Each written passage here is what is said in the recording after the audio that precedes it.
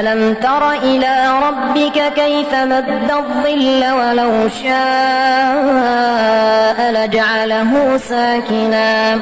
ثم جعلنا الشمس عليه دليلا ثم قبضناه